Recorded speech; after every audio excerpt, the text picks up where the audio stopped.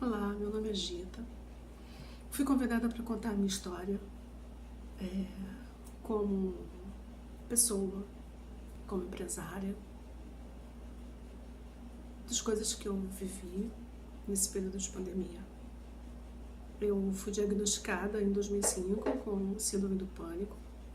Fiz tratamentos durante todo esse período. E no período da pandemia eu já estava, na verdade, começando a fazer o desmame do medicamento. Quando veio a pandemia, eu me vi de novo dentro da mesma situação que já tinha vivido no passado tanto tempo. A síndrome do pânico, ela chega, mas ela não chega de mansinho. Ela chega de forma abrupta, né? Quando você menos espera, você está sentindo palpitação, braços dormentes e falta de ar e aquela sensação de que vai morrer, aquele medo de morrer, que faz com que a gente corra para o hospital para saber se realmente a gente tem alguma coisa, se a gente está morrendo. E a gente chega lá e se depara com uma crise de ansiedade tamanha, e a gente se depara com a crise do pânico. Isso aconteceu comigo vários anos da minha vida, até eu conseguir tratamentos e formas de buscar um autoconhecimento e de conseguir identificar como meu corpo falava. Porque o que eu pude observar nesse período todo de pânico é como, né, o nosso corpo fala. E aí eu observei como o meu corpo falava. E era muito devastador, porque ele falava muito, e eu não queria que ele falasse tanto. Só que ele falava de forma de sintomas. Então ele falava com cefaleia, ele falava com palpitações, ele falava com dormências, ele falava com aperto no peito, ele falava com um monte de sintomas que me deixavam desesperada.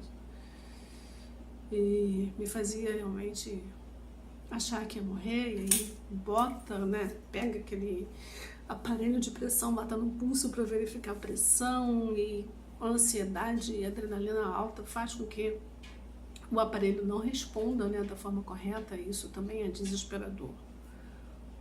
Eu passei durante muito tempo tratando e eu já tinha conseguido me estabilizar, né? E aí veio a pandemia, e durante esse período de pandemia, no primeiro mês, na verdade, foi muito angustiante, sabe? Foi muito angustiante.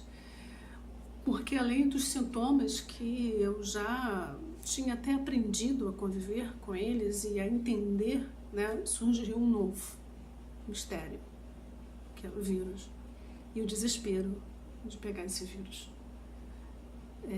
Até porque faço parte do grupo de risco, se bem que esse vírus não escolhe, né, quem é grupo de risco e quem não é, mas de qualquer maneira quem tem o risco, quem é do grupo de risco, tem uma tendência maior a morrer, que é o medo de todo mundo que tem a síndrome do pânico, que é o medo iminente da morte. Então, lidar com isso foi muito difícil.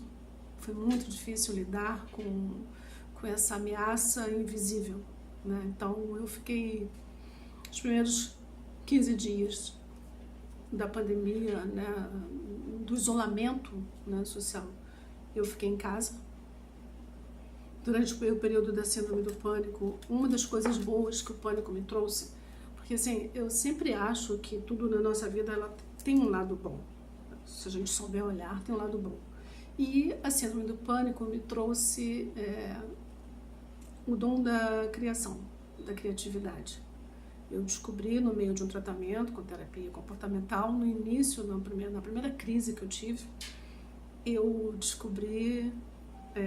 a terapeuta perguntou se eu tinha algum dom, e eu falei que não, até que eu descobri numa loja quando eu saí do consultório, eu deparei assim com uma loja de bijuterias repletas, com aquele monte de miçanguinhas, aquelas coisas todas. Eu entrei na loja e comecei a escolher umas miçangas, e ali eu fiz o meu primeiro colar, né? O primeiro colar de tantos, de centenas de outros que eu fiz depois disso. Isso a síndrome do pânico me trouxe, né? Me trouxe esse olhar das cores, da criatividade. sabe? Me fez perceber o quanto eu sou criativa, o quanto eu posso criar. E aí depois disso, de ver aquelas cores todas, eu começar a fazer um monte de colares e cordões e tudo, eu transformei as minhas dores em cores. A partir daquele momento, eu decidi que eu ia transformar.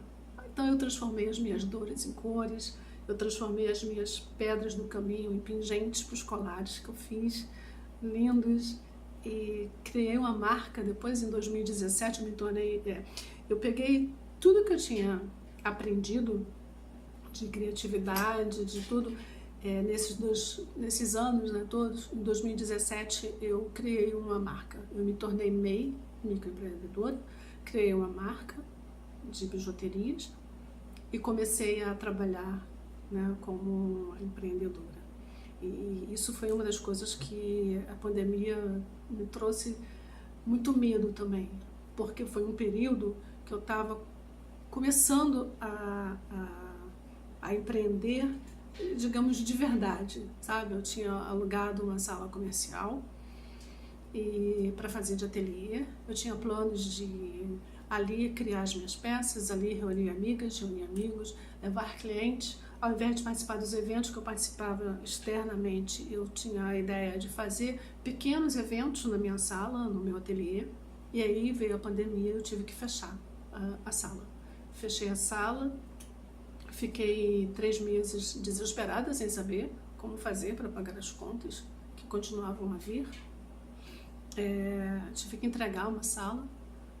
Depois um amigo me cedeu um espaço na sala dele, então eu tenho de novo meu ateliê, né? Eu tenho de novo meu espaço, mas não dá ainda, por conta do isolamento social, não dá ainda para fazer o que eu quero, trazer amigas, amigos e fazer pequenas reuniões, para com isso gerar renda, é claro. Então eu consigo vir para cá, porque o ateliê é perto da minha casa, então eu venho a pé de casa para o ateliê, trabalho aqui o dia inteiro sozinha, fazendo as minhas peças e criando os meus colares e os meus brincos e tudo mais que eu gosto de criar, mas as vendas caíram muito, tá? Então, como eu estava falando antes, no primeiro mês de pandemia, eu vim no ateliê, peguei várias pecinhas, levei para casa e comecei a criar. Então, assim, no primeiro momento, eu tive um boom de criatividade muito grande. Eu estava em casa, eu sempre tinha trabalhado em casa antes, então eu estava muito confortável dentro disso. Fiz um monte de peças, criei um monte de peças e tal. Isso durou 15 dias. Então, durante 15 dias, apesar das notícias que eu via na televisão serem assustadoras, me angustiarem muito, naquele momento eu tinha a criatividade ao meu favor. Então eu fiquei ali criando. Tive algumas crises de pânico durante esse período. Me mediquei, né? E tentei fazer o que eu pude dentro de todos os conhecimentos que eu adquiri esses anos todos de respiração, de meditação. Tive apoio da minha família. Tive sorte nesse período. Eu sempre morei sozinha. E nesse período da pandemia eu estava morando, né? Agora eu estou morando com a minha irmã e com a minha filhada, com a minha sobrinha e a cachorrinha dela. E isso foi muito legal, porque aquele amor daquela pequenina, daquela cachorrinha assim, aquela parceria, você está angustiada, ela percebe, fica junto, isso é muito legal. Então eu tive a sorte de ter perto de mim a minha irmã, minha família. Isso me ajudou muito. Acho que se eu estivesse morando sozinha nesse momento teria sido muito mais difícil. Eu comecei a fazer essas peças que eu estava falando, depois não consegui mais, bloqueou. A quantidade de informações que vinham, né, a gente fica acompanhando porque tem a necessidade de saber o que está acontecendo, por onde tudo está caminhando, e aquele monte de mortes, aqueles monte de caixões, aquelas coisas todas, pessoas morrendo, aquilo era muito angustiante, muito desesperador. Eu não saía de casa. De modo geral, a minha irmã saía para o supermercado, com a minha filhada, eu ficava em casa. Eu dizia que a máscara me sufocava. E, de fato, gera uma ansiedade muito grande e você fica sufocada com a máscara.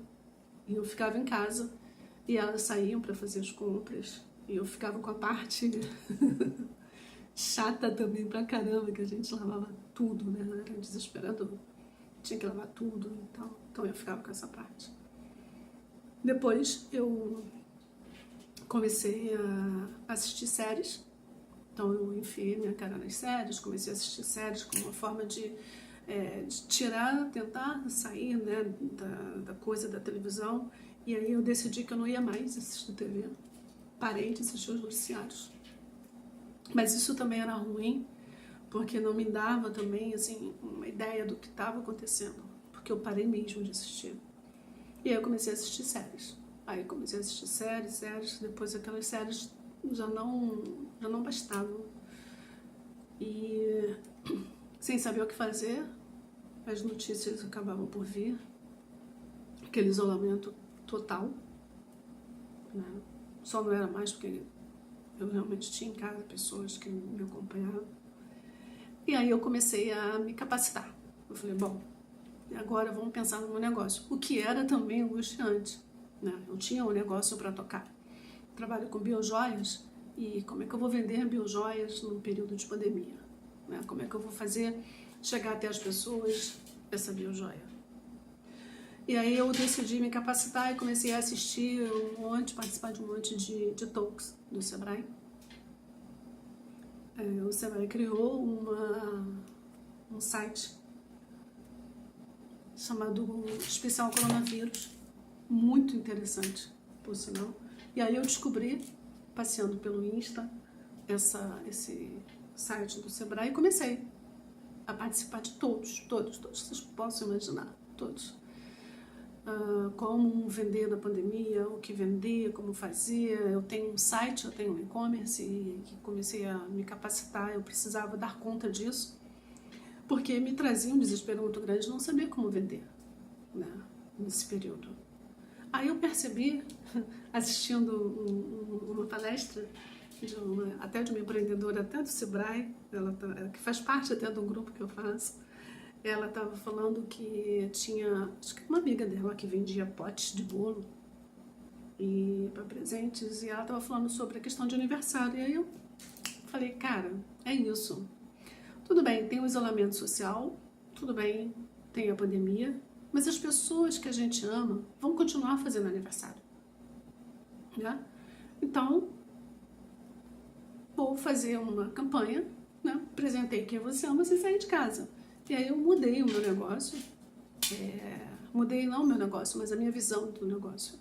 Aí eu entrei em contato com uma amiga, e aí comecei a fazer entrega de motoboy, aí no Dia dos Namorados eu consegui fazer uma campanha com ex-amigos, né? Apresentei com você ama sem sair de casa, mas isso em junho e depois. Então hoje é muito complicado você manter um negócio, sabe, no meio de uma pandemia, onde você tem responsabilidade, né? Não aluguel, mas condomínio, IPTU, luz e as vendas, cadê? Então hoje eu me sinto melhor, né? Me sinto mais equilibrada, me sinto melhor, mas ainda tenho picos de ansiedade. Hoje eu consigo não chegar ao pânico, né? Que para mim o pânico é o auge da ansiedade, né? Quando eu não consigo dar conta dos sintomas, de tudo, vem o pânico. Então agora eu consigo respirar mais, eu consigo tentar pelo menos, né? Não entrar no pânico, mas é muito difícil, muito difícil. Para mim, né, eu não sou médica, eu sou psicóloga de formação, mas eu não falo como psicóloga nem como médica, eu falo como Gita, né? A minha experiência.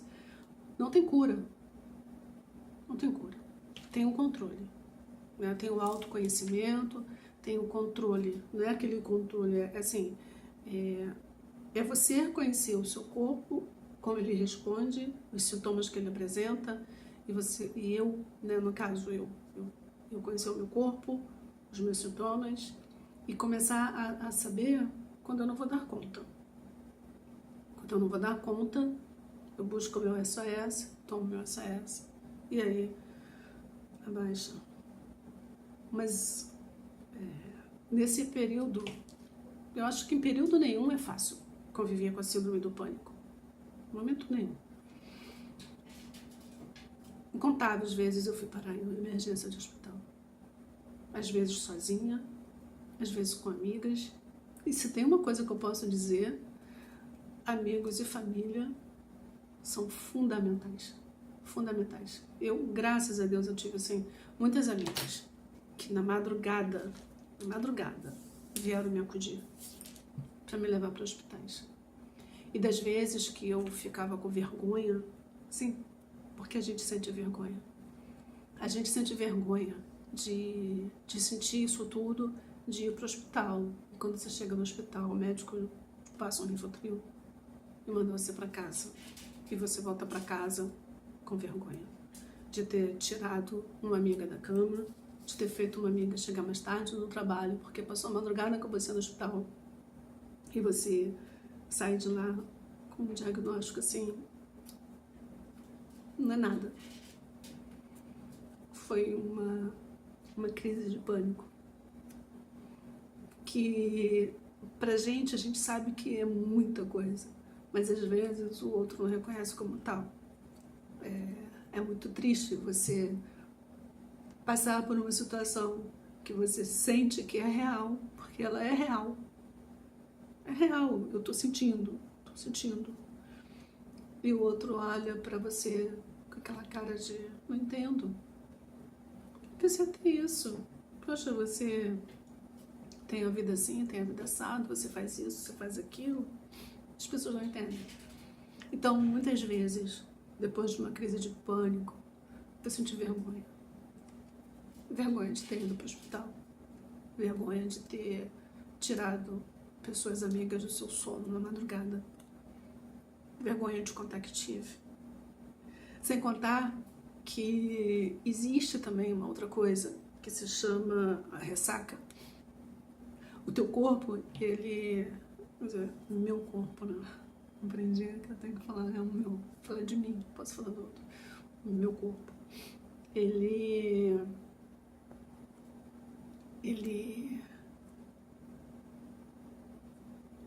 exigia tanto de mim, tanto de mim, que eu ficava exausta no dia seguinte. Existia a exaustão, a ressaca. Era como se eu estivesse em ressaca. Acho que é uma ressaca moral. Então, assim, se eu posso dizer para as pessoas que vão me ouvir nesse vídeo que eu estou fazendo, se eu posso dizer para essas pessoas o quanto eu sofri, eu também posso dizer assim, o quanto eu cresci. O quanto eu cresci a partir da síndrome do pânico. Por mais dolorido que seja, também trouxe para mim muito aprendizado. E eu acho que pode trazer também para as pessoas. Tem um outro olhar, sabe? Tem um outro olhar. No meu caso, a criatividade, nossa, foi um brinde. Foi um brinde que veio com a síndrome do pânico, foi a criatividade. Nossa, como é um espetáculo. E aí eu pude observar assim, o nosso cérebro, ele nos cura, ele nos adoece. Ele nos traz também novas possibilidades, sabe? A criatividade é uma coisa fantástica. É maravilhoso, sabe? É maravilhoso. E isso eu ganhei com a síndrome do pânico. Se eu não tivesse tido síndrome do pânico, hoje não teria a marca de biojoias.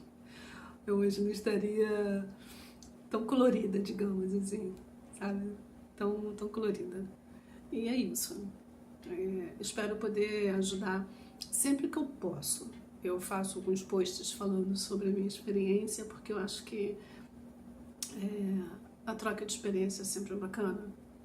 E eu sempre tento passar para as pessoas que dói.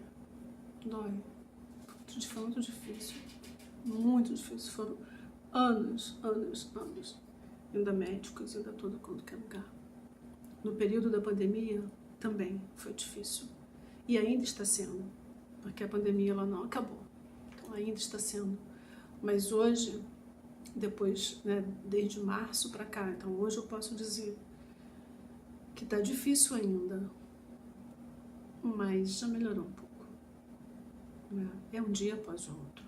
São aqueles verdadeiros 12 passos. É um dia após o outro, somente por hoje. Então, somente por hoje eu tô aqui, tô feliz em participar dessa série e poder contar para as pessoas o que eu vivi, a minha experiência, mas também dizer, sabe, que dá para ser feliz apesar de. É isso.